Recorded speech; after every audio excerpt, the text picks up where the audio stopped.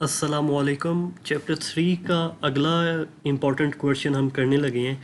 ये लॉन्ग में नहीं आता, ये शॉर्ट में वो पूछ सकता है कि बेस बैंड क्या चीज़ होती है या ब्रॉड बैंड क्या है या बैंड विड्थ क्या चीज़ होती है। ठीक है, तो शॉर्ट क्वेश्चंस के पॉइंट ऑफ व्यू से हम इनको डिस्कस करेंगे। तो इम्पॉर्टेंट है, या एमसीक्यू भी इधर से हम देखेंगे कि एमसीक्यू अगर आता है तो वो क्या चीज़ होगी। सबसे पहले बैंड विड्थ देखें। The amount of data can be transferred through a communication medium at a unit time is called band width.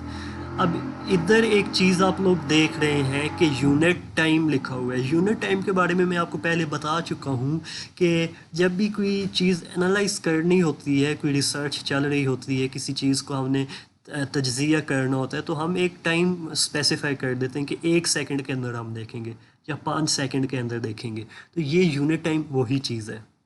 अब इधर कह क्या रहा है कि एक यूनिट टाइम के अंदर कितना डाटा, कितनी अमाउंट ऑफ डाटा एक जगह से दूसरी जगह या कम्युनिकेशन चैनल से, कम्युनिकेशन मीडियम से या वायर से गुज़र के दूसरी डिवाइस तक पहुंचेगा। मतलब कितना डाटा इतने टाइम के अंदर गुज़र के वहाँ तक पहुंचेगा, उसको हम क्या कह देते हैं? बैंडविड्थ कहते हैं। It is the measure of transmission rate of the communication channel. मतलब इसका क्या है कि हम बैंडविड्थ की मदद से देखते हैं कि उस कम्युनिकेशन चैनल या उस वायर के अंदर से कितना जल्दी या कितना डाटा एक जगह से दूसरी जगह मूव या ट्रैवल होता है। Different communication media has different transmission speed depending on the bandwidth। अब फाइबर ऑप्टिक केबल भी है, इस तरह काफ़ी सारी और भी हैं। तो सैटेलाइट कम्युनिकेशंस भी होती हैं। अब फाइबर ऑप्टिक के अंदर उसकी स्पीड अलग हो सकती है। ठीक है, अगर कोई और हम केबल देखें या वायर देखें तो उसके अंदर उसकी स्पीड अलग होगी। ठीक है, तो अब कह क्या रहा है कि हर ट्रांसमिशन मीडियम के अंदर ना डाटा के फ़्लो करने की, डाटा के मूव करने की स्पीड मुख्तलिफ होती है। If the bandwidth is higher then the transmission speed of communication channel is faster.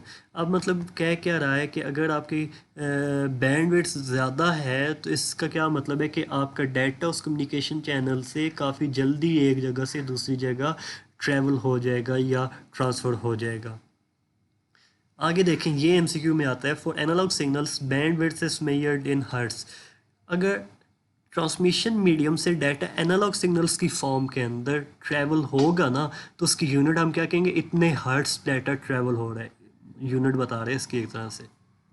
अब अगर डाटा आपका डिजिटल सिग्नल्स की फॉर्म में ट्रांसमिशन मीडियम से, कम्युनिकेशन चैनल से डाटा आपका डिजिटल सिग्नल्स की फॉर्म में अगर ट्रैवल होता है तो उसकी यूनिट हम क्या कहते हैं? इतनी बिट्स 1 सेकंड के अंदर ट्रैवल हुई हैं।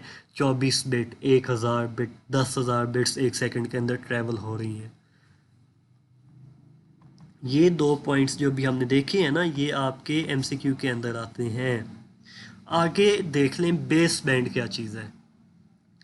It is the communication technique in which. अब ये दोनों जो है ना वो टेक्निक्स ही हैं कि डाटा किस तरह एक ट्रांसमिशन मीडियम से गुजरना चाहिए। ट्रांसमिशन मीडियम मैं दोबारा बता दूं, ये उन चीज़ों का जिक्र हो रहा है जिनसे डाटा गुजर के दूसरी जगह पहुंचता है। वो वायर्स हो सकती हैं या वो अनगाइडेड मीडिया जैसे सैटेलाइट्स वगैरह या रेडियो वेव सिग्नल्स होते हैं, उनकी बात हो रही है कि डाटा किस पाथ, किस रास्ते से हो के दूसरी जगह तक पहुंचेगा। It is a communication technique in which digital signals are transmitted or transmission without change in modulation। Modulation पहले देख लेते हैं वो क्या चीज़ होती है ताकि आपको समझ आ जाए। ये मॉड्यूलेशन की डेफिनेशन नीचे इन्होंने बताई है। Modulation is the process in which modem converts digital signal into analogue signal. Modem एक डिवाइस होती है, मोडेम कह लें या मॉडम कह लें, दोनों प्रोनाउंसिएशंस चलती हैं। मॉडम का काम क्या होता है? मॉडम का काम है कि आपके डिजिटल सिग्नल्स को जो 0101 के अंदर होंगे उनको एनालॉग सिग्नल के अंदर चेंज कर देना।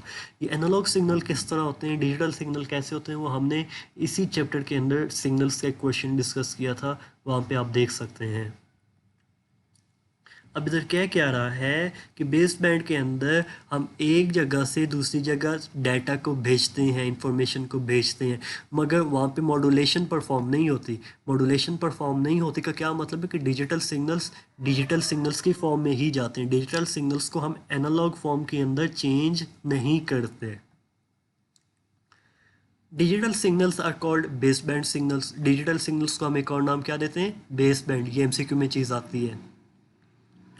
Token ring and Ethernet uses base band signal. ये आपको एमसीक्यू में चीज़ आ सकती है। ये चैप्टर 2 के अंदर जब आप लोगों ने टोपोलॉजीज पढ़ा था तो वहाँ पे ये चीज़ थी, टोकन रिंग और ईथरनेट। टोकन रिंग और ईथरनेट जो है ना वो बेस बैंड सिग्नल्स को यूज़ करती है। मतलब जो आपके सिग्नल्स होंगे ना वो मॉड्यूलेशन के बगैर ही इनके अंदर सेंड होंगे। उसके बाद ब्रॉडबैंड देख लें। ब्रॉडबैंड के अंदर एक चीज़ तो ये है कि मॉड्यूलेशन की टेक्निक होती है। डाटा को एक जगह से दूसरी जगह भेजने तो वहाँ पे डिजिटल सिग्नल्स को एनालॉग के अंदर चेंज करेंगे। देखें क्या डेफिनेशन कह रहा है। It is a technique of transmitting a large amount of data, voice and videos over long distance simultaneously by modulating each signal on a different frequency. मतलब इसका ये है कि जब हमने काफ़ी ज़्यादा डाटा 200 MB 400 MB मतलब लार्ज अमाउंट ऑफ डाटा को जब हमें एक जगह से दूसरी जगह भेजना होगा ना, तब हम मॉड्यूलेशन परफॉर्म करते हैं। मॉड्यूलेशन एट डिफरेंट फ्रीक्वेंसी का क्या मतलब है कि वो डाटा जब एनालॉग फॉर्म के अंदर चेंज होगा तो वो डाटा की ओरिजिनलिटी, मतलब जो ओरिजिनल फॉर्म है ना डाटा की, जो उसके अंदर इंफॉर्मेशन मौजूद है, वो इंफॉर्मेशन वहाँ से लॉस ना हो जाए। ये मॉड्यूलेशन क्या चीज़ है ये अभी मैं आपको बता चुका हूँ। ये देख लें, frequency division multiplexing technique is used in broadband transmission. अब ये फ्रीक्वेंसी डिवीजन मल्टीप्लेक्सिंग के डाटा को किस तरह मॉड्यूलेट करना है, मॉड्यूलेशन किस तरह परफॉर्म होगी, ये एल्गोरिदम्स होते हैं, ये टेक्निक्स होती हैं। इन टेक्निक्स के बुनियाद पे हम ये ब्रॉडबैंड ट्रांसमिशन करते हैं।